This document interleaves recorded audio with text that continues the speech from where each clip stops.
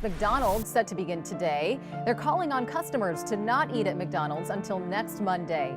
The advocacy group, the People's Union USA, is behind this. If you order these 10 McDonald's items, you might be biting off more than you can chew. You may want to finish this video before you finish your Big Mac, because once you hear what's really in these meals, your appetite might disappear faster than hot fries. Today, we'll expose 10 McDonald's items you must avoid, and 2 that are actually safe to eat. Kicking off at number 10. McDonald's large fries, where golden and crispy hides cancer-causing chemicals that Europe calls too dangerous for kids. There was a time when McDonald's fries felt like a guilty pleasure you could enjoy without worry. That perfect golden color, the satisfying crunch, the addictive salt. It was fast food at its finest. But those fries carry a chemical load that European regulators take seriously, and American customers rarely hear about. McDonald's fries are fried at high temperatures, around 170 to 180 degrees Celsius, to get that signature crunch. But that heat creates acrylamide, a chemical the European Food Safety Authority links to cancer risk. A 2022 study found fast food fries had some of the highest acrylamide levels of any restaurant food tested. That's not a social media rumor. That's documented science. Here's what McDonald's won't advertise on the menu. Those fries also contain TBHQ, a petroleum-based preservative linked to stomach tumors in lab studies. Europe restricts it. America doesn't. One toxicologist put it bluntly. TBHQ prevents oil from going rancid, but animal studies show it causes DNA damage and vision problems. The darker the fry, the worse it gets. A large fry sitting under heat lamps loses moisture, concentrating both acrylamide and TBHQ. You're not just eating more fries, you're eating more concentrated chemicals. For seniors, repeated exposure compounds over time. Studies link acrylamide to nerve damage and kidney stress. One customer posted, "I ate McDonald's fries daily for months, developed chronic stomach pain. Doctor said my liver enzymes were elevated. Stopped eating them, pain went away." That's not an isolated story. When customers report the same symptoms again and again, and those symptoms vanish when they stop eating the product, the pattern becomes hard to ignore. Imagine biting into those golden fries, thinking you're treating yourself to a harmless indulgence. What you're actually consuming is a mix of petroleum-based preservatives and cancer-linked compounds that accumulate with every order. The crunch comes at a cost most people never see on the menu board. The fix? If you must have fries, order a small and ask for them fresh and lightly cooked. The lighter the color, the lower the acrylamide. Skip the large. You're paying for more chemicals, not just more potatoes. McDonald's sells golden crispiness. What they deliver is petroleum preservatives and cancer-linked compounds that build up with every order. Have you ever had McDonald's fries that tasted off or left you feeling sick hours later? Share the location and what you noticed. And if chemical fries weren't bad enough, the cult sandwich hides an even dirtier secret. Coming in at number 9, the McRib, where limited time hides 0 rib meat and a yoga mat chemical banned in Europe. McDonald's brings the McRib back every few years to fanfare and long lines. But here's the truth. The McRib contains no rib meat. The patty is restructured pork, meat scraps, trimmings, and organs pressed together with water and salt, then molded to look like ribs. It's processed meat paste shaped in a factory. But here's what McDonald's won't tell you. The McRib contains azotocarbonamide, a chemical used to make yoga mats and shoe soles. Europe banned it. The FDA still allows it. When it breaks down during baking, it forms urethane, a known carcinogen. One food chemist posted, "Azotocarbonamide is industrial." Europe banned it after studies linked it to respiratory issues. The US allows it because the industry lobbied to keep costs low. The McRib packs 980 milligrams sodium, 43% of your daily limit. For seniors on blood pressure meds, one McRib can spike sodium dangerously. In 1995, a customer sued McDonald's claiming the McRib caused stomach ulcers. The case settled quietly. Would you eat meat paste with yoga mat chemicals? Would you trust limited time when it's just cheap pork marketing? Avoid the McRib. If you want BBQ, make it at home with real ribs. McDonald's sells nostalgia. What they deliver is 70 ingredients, carcinogens, and meat paste shaped to fool you. Transitioning to number 8, McFlurry, where sugar bombs meet upsell tricks. The McFlurry works. Soft serve blended with Oreos or M&Ms delivers cold, creamy satisfaction. But look closer. A regular Oreo McFlurry packs 510 calories and 67 grams of sugar. That's more sugar than 2 glazed donuts. The American Heart Association recommends no more than 25 grams of added sugar per day for women, 36 for men. One McFlurry blows past that limit. For seniors managing blood sugar or families limiting kids' sugar intake, that's a dessert with consequences. But here's what McDonald's won't tell you.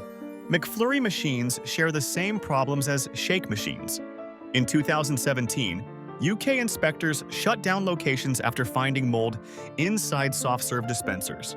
The machines require 4-hour deep cleans that most stores skip during busy periods. One former employee posted, "We were supposed to sanitize nightly. In reality, maybe once a week. The inside would get slimy." Management said as long as it dispensed, keep serving. Then there's the upsell. McDonald's charges around 40 cents for extra toppings. That sounds harmless. It's not. The base McFlurry already comes loaded with mix-ins. The extra is just a heavier sprinkle on the surface, not blended deep, barely noticeable in taste. You're paying for a visual upgrade that's gone in 3 bites. Over a month of weekend treats, that 40-cent charge adds up. You've paid for a whole bag of Oreos without realizing it. The smarter move? Ask them to stir well instead of paying extra. A good stir distributes existing toppings into every bite, for free. Or bring your own snack pack and add it yourself. The McFlurry is solid dessert, but it's a sugar bomb wrapped in an upsell. Don't pay for a cosmetic sprinkle, and don't ignore the sugar count. Are you a stir-well person, or do you pay for extras? Which McFlurry left you with a sugar crash?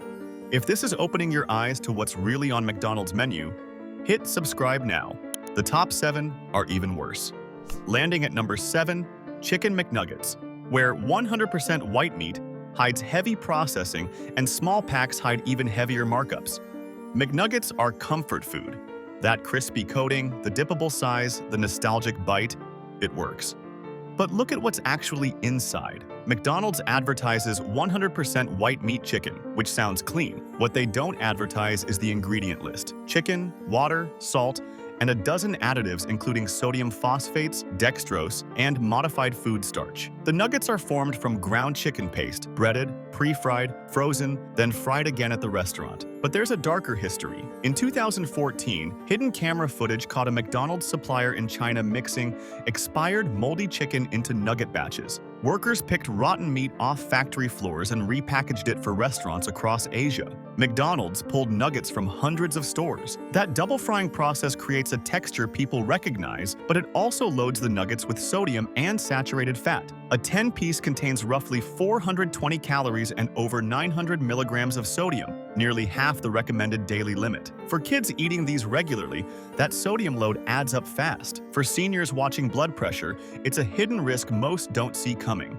Then there's the pricing theater. McDonald's sells 4-piece and 6-piece packs that feel convenient, perfect for a quick snack. But those small packs are priced to maximize margin on impulse buys. The per nugget cost is dramatically higher than the 10-piece or 20-piece boxes. Industry analysis shows customers can save 30 to 50% per nugget by buying larger boxes or using app deals. Walk into any McDonald's and watch families order 2 6-piece packs for their kids. They just paid double what a 20-piece would cost. Same nuggets, same processing, twice the price. That's impulse pricing working exactly as designed. Here's the hack. A 10-piece box or a 20-piece bundle via app brings the cost per nugget down dramatically. If you're feeding a family, the 20-piece is rarely more expensive than multiple small packs. Split the order into 2 meals, reheat in the oven, or freeze extras for later. Many families already do this. The cost per eaten nugget drops when you plan ahead instead of buying small packs on impulse. Don't pay premium prices for processed chicken paste. If you want nuggets, do the per-piece math. Buy big when you'll eat the extras, and stop treating tiny packs as cheap. They aren't. Coming in at number 6, McCafe's coffee experiments, the caramel macchiato and cappuccino that cost cafe prices but deliver drive-through disappointment. You pull up to McDonald's thinking you'll skip Starbucks and save a few dollars. The menu shows glossy cups, caramel swirls, and espresso-forward drinks. What arrives in your hand is often syrup-heavy milk with barely any coffee character, and a sugar load you didn't bargain for. Start with the caramel macchiato. A small clock's around 260 calories with whole milk. But here's what matters more. It packs roughly 32 grams of sugar. That's nearly 8 teaspoons of sugar in a drink you thought was coffee. The flavor profile is syrup-forward, a sugary, heavy impression that drowns any real espresso taste. If you're after coffee that actually tastes like coffee, this isn't it. You're drinking dessert disguised as a morning pick-me-up. For seniors managing diabetes, watching blood sugar, or taking medication that requires stable glucose levels, that's a dangerous hidden load. Many older adults order a coffee, thinking they're making a safe choice, not realizing they just consumed more sugar than a glazed donut. That morning, pick-me-up can trigger a blood sugar spike, followed by a crash that leaves you tired and hungry by mid-morning. And those caramel syrups contain artificial colors that Europe restricts in children's beverages. One nutritionist posted, "These aren't coffee drinks. They're desserts with a caffeine kick and chemicals Europe won't allow near kids." Then there's the consistency issue, or lack of it. A cappuccino should be a balanced triangle: espresso, steamed milk, and microfoam. But McCafe cappuccinos are a lottery. Walk into 3 different locations and you'll get 3 different drinks. One is all foam with no espresso. Another tastes burnt and bitter. The third might actually be decent. You can't predict which version you'll get until it's in your hand and too late to return. When you're paying cafe prices, often $3 to $4 for a small specialty drink, that inconsistency is unacceptable. For seniors on fixed incomes who treat themselves to occasional coffee out, wasting $4 on a cup of foam and syrup isn't just disappointing, it's a real loss. McCafe can deliver when everything aligns, but the caramel macchiato and cappuccino are unreliable gambles. You're paying for cafe quality and getting drive-through inconsistency, plus a sugar load that can spike your blood sugar and drain your energy. If you want real coffee without the sugar crash or the quality lottery, stick with plain black coffee or skip McCafe's specialty drinks entirely. Coming in at number 5, McDonald's salads, where healthy choice hides more calories than a Big Mac. You skip the burger and order a salad. It feels virtuous. You're being good to yourself. Then you check the numbers and discover the truth. A Caesar salad with crispy chicken has 730 calories. A Big Mac? 550 calories. You just ate more by choosing the healthy option. That health halo just shattered. But calories aren't the only problem. In 2018, McDonald's salads caused a massive cyclospora outbreak that sickened over 500 people across 15 states. The parasite, traced to contaminated romaine lettuce, caused severe diarrhea and dehydration lasting weeks. McDonald's pulled salads from 3,000 restaurants but delayed the public warning for days. By then, hundreds had already fallen ill. One food safety expert posted, "Leafy greens are the #1 source of foodborne illness. Fast food salads are high-risk items dressed up as health food." Here's what McDonald's doesn't advertise. Simple salads start at 200 to 300 calories, but the moment you add crispy chicken, dressing, cheese, and toppings, you jump to 700 plus calories with 900 milligrams of sodium. For seniors watching blood pressure or anyone trying to eat lighter, that's not a salad. That's a burger disguised as greens. The dressing alone is a meal. One packet of Caesar dressing packs 190 calories and 18 grams of fat, nearly the same fat content as a Big Mac patty. You're eating a liquefied burger on top of lettuce. And that Southwest dressing? It contains 11 grams of sugar, more than a McDonald's apple pie. You're literally pouring dessert on your salad. Then there's the crispy chicken. It's fried in the same oil as the fries, the oil with acrylamide and TBHQ we exposed at number 10. Your healthy salad shares the same chemical bath as the most dangerous item on the menu. And those fresh greens? Pre-cut salad loses 50% of its vitamin C within 24 hours. McDonald's salads can sit in refrigeration for 7 to 10 days before reaching your tray. You're eating week-old lettuce topped with chemicals, sugar, and more calories than a burger. Imagine ordering a salad to feel better about your meal. You pay more than a burger costs, you consume more calories, and you walk away less satisfied. That's the ultimate health trap. Coming in at number 4, we shift from health to branding.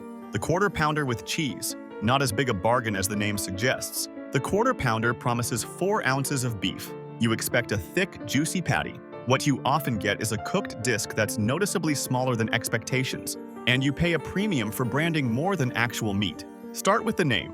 A Quarter Pounder refers to the raw, pre-cooked weight of the patty. Cooking evaporates water and fat, so the final cooked weight is smaller. That's normal.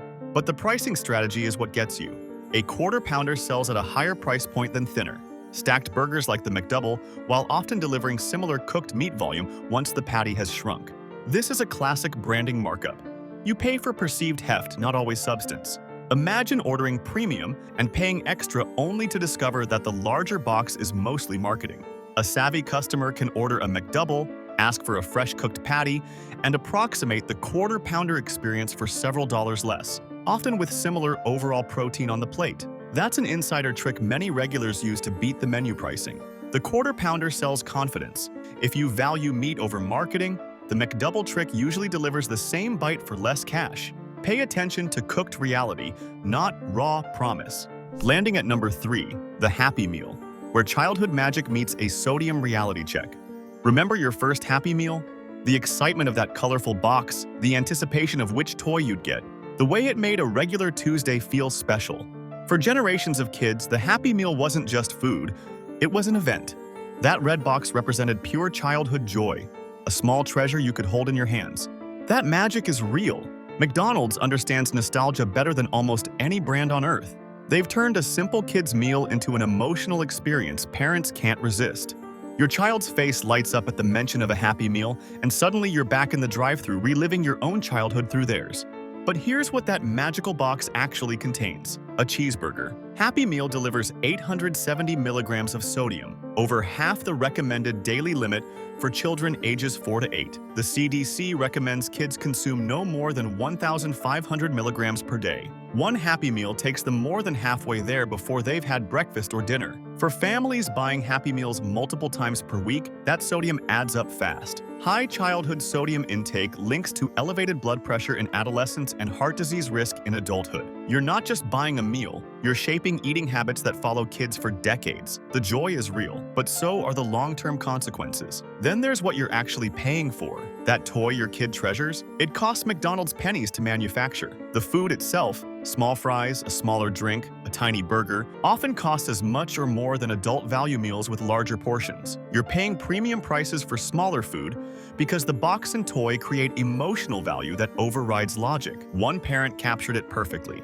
I paid $8 for 2 Happy Meals. My kids were thrilled. Then I looked at the value menu. 2 cheeseburgers and fries would have been $6 with more actual food. I paid $2 extra for cardboard boxes and plastic toys that broke before bedtime. But my kids were happy, so was it worth it? I honestly don't know. That's the Happy Meal paradox. The memories are priceless, the smiles are genuine, but the nutrition is problematic and the value is questionable. You're caught between wanting to give your kids joy and knowing you're paying premium prices for sodium-loaded portions wrapped in nostalgia. The Happy Meal isn't evil, it's brilliant marketing that taps into something universal. Parents wanting to make their kids happy. But don't mistake that emotional pull for actual value or nutrition. The magic is in the experience, not the meal itself. Coming in at number 2, the Filet-O-Fish, where half your sandwich isn't even fish. Here's what McDonald's hopes you don't notice. The Filet-O-Fish patty is roughly 50% breading and 50% fish by weight. You're paying fish prices for a sandwich that's half-fried coating. In a homemade fish fillet, breading makes up maybe 20%. The fish is the star. McDonald's flipped that ratio, gave you more breading than fish, and charged you premium prices for it. There's something about the Filet-O-Fish that still pulls people back. Maybe it's Catholic Fridays from decades ago. Maybe it's the memory of ordering it with your kids when they were small. Maybe it's just the oddball comfort of that steamed bun and tartar sauce. The nostalgia is real, but nostalgia doesn't change what's actually on the bun. A breading delivery system with a fish cameo. The sandwich clocks in at 380 calories and 580 milligrams of sodium before you add fries and a drink. Turn it into a meal and you're pushing 1,000 calories and nearly 1,000 milligrams of sodium. For anyone managing blood pressure or heart medication, that's over half your daily sodium limit in one meal. For those choosing fish thinking it's a lighter option, the math doesn't add up.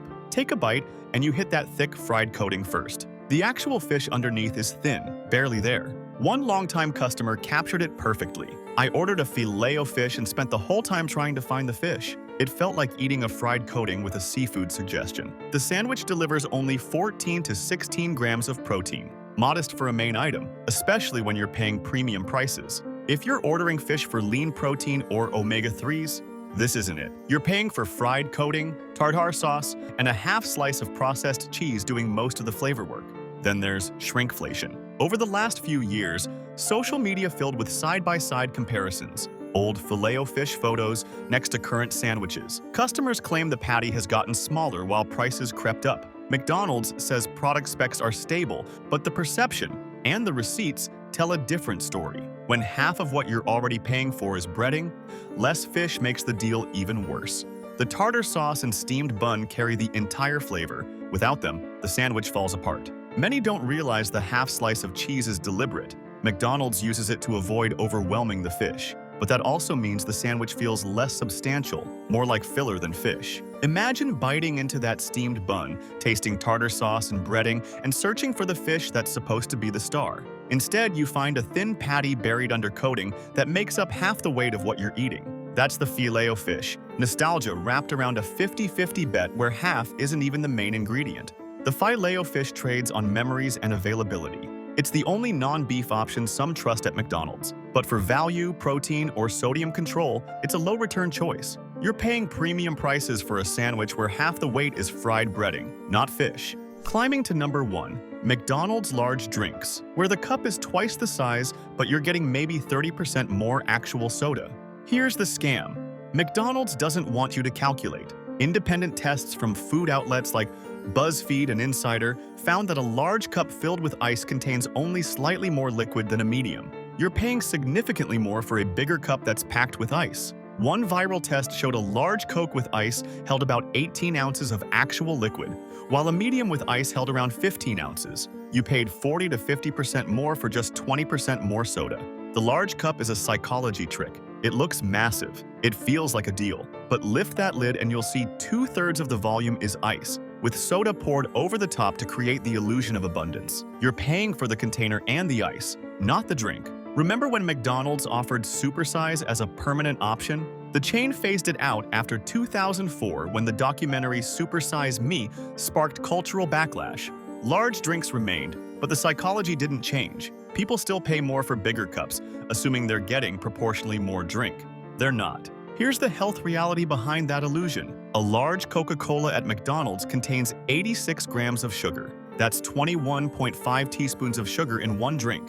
The American Heart Association recommends no more than 6 teaspoons per day for women and 9 for men. One large soda delivers more than double the entire daily limit before you've touched your meal. For seniors managing diabetes, taking medication that affects blood sugar, or watching weight, that sugar bomb is dangerous. One large soda can spike blood sugar levels, trigger insulin responses, and leave you crashing and hungry within an hour. You're not refreshing yourself. You're destabilizing your body's systems for the rest of the day.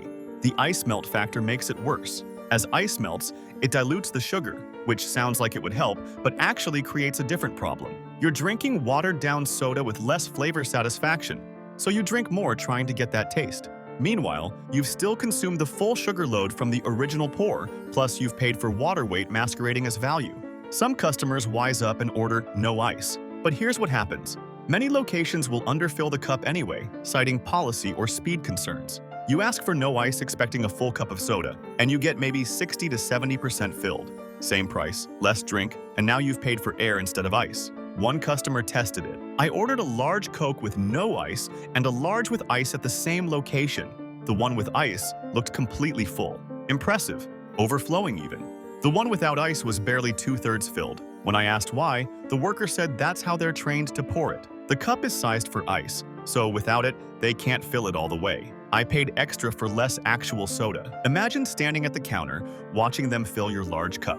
Ice first, clattering in, filling most of the space. Then soda poured over the top, barely reaching the rim once the foam settles. You paid $2 to $3 for that cup thinking you got a deal. What you actually got was a few ounces more soda than the medium, wrapped in the illusion of size. The large drink isn't just bad value. It's a health risk packaged as refreshment. You're consuming double or triple your daily sugar limit, paying extra for ice and air, and walking away thinking you made a smart upgrade. The large cup is McDonald's best trick. Make the container bigger, fill it with ice, and charge a premium for perceived abundance. When value and health matter, skip the size upgrade. Your wallet and your blood sugar will thank you. Now, on the brighter side, not everything at McDonald's is a trap. Let's talk about the 2 items actually worth ordering. First up, the McDouble, honest value that doesn't pretend to be something it's not. The McDouble delivers 390 calories and 22 to 23 grams of protein for around $3. That's solid protein per dollar value. 2 thin patties give you the sensation of more meat than a single quarter-pounder patty that costs twice as much. Order it without cheese to cut sodium, Or ask for fresh cooked patties to get the quarter pounder experience for half the price. For families on a budget or anyone needing quick protein, the McDouble is straightforward value with no gimmicks. Rounding out the worth it picks, black coffee, the one item that's exactly what it claims to be. A small black coffee costs under $2, has about 5 calories, and delivers caffeine without sugar, sodium, or hidden additives. McDonald's upgraded their beans and equipment years ago to compete with Starbucks, and the result is consistently drinkable coffee at a fraction of the price. For seniors or anyone watching blood sugar, it won't spike glucose or interfere with medication. Add a splash of milk if you want, skip the sugary syrups, and you've got the cleanest, cheapest pick on the menu. So there you have it, 10 McDonald's items to avoid at all costs, and 2 that actually deliver. The golden arches might be everywhere, but now you know which menu choices are traps and which ones are worth your money. Next time you pull into that drive-thru, you'll know exactly what to skip and what to order. Hey, thanks for watching. Hit like if this saved you from a bad meal. Tell us in the comments, which item shocked you most? Subscribe for more fast food secrets. We're exposing what chains hide, one menu at a time. See you in the next one.